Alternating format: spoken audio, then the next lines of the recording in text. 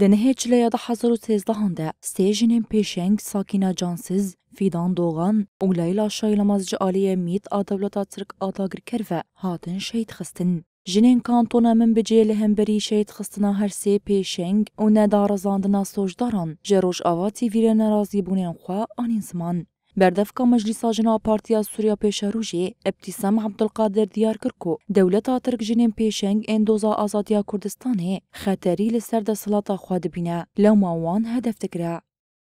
في هذه الأيام ذكرى استشهاد المرأة المناضلة سكينة جانسز. دی چند روزین پیش ده سالوگرا شهادتا هرسی شهیدین کمکوژیا پاریسی ساکینه فیدان و لیلانه اف هرسی شهید با آوای کی هوانه جعالی میتا دولتا ترک و هاتن شهید خستن. هوا ساکینه یک جدام زرینرین پککه و یک جنین پیشنگ بو که هر جنک و جخوره کر نمونه و لسر شوپاوی مشیا جعالی کی امپر خمگینه لسر شهادتا وان هوالان و جعالیه کی امسر بلندن که دولتا ترک جهاز آواند ترسیا دولتا ترکا داگر کر هر دم جنین پیشنگ هدف تکره افجی ده خویا کرن که چقا جند شورش ده رولک سرک دلیزه امجی وک جنین من بجی سوز ددن که حتان فساداوی لسر شوپا شهید ساکینه و هفالی ویبن الحرية اللواتي ضحين بأرواحهن من أجل أن تحيا المرأة حياة حرة كريمة.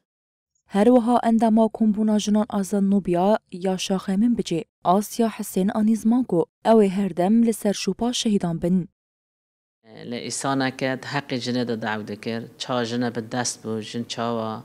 حق خوان دابو بو حوال الساكن الحق جنة دقاريا از دبيجم حر جنك يوالات باريس لازم حوال الساكنش خاب بیرنکه لکن حوال ساکنه خاکر رمزک رمز جنه خاکر استانبول آزادی استانبول جنه هنگو بندست بو جن بخار آزاد شکر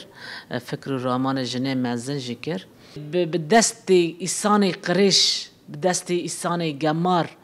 بدست پلیس ترکان بدست استخبارات ترکان حوال ساکنه جانسیز شهید خستن. از وا ایسانا شرمزان رکم تو ایسان فرانسا تو او ایهانا گود بیم حق ایسانا زانن تاوی کو 11 سال ده سر کمکوژیا کمین آ پاریسی را در باست بین لی حتی نها حکومتا فرانسایی هرگولیم بویر آشکره نکریه و کسین سوجدار دادگه نکریه.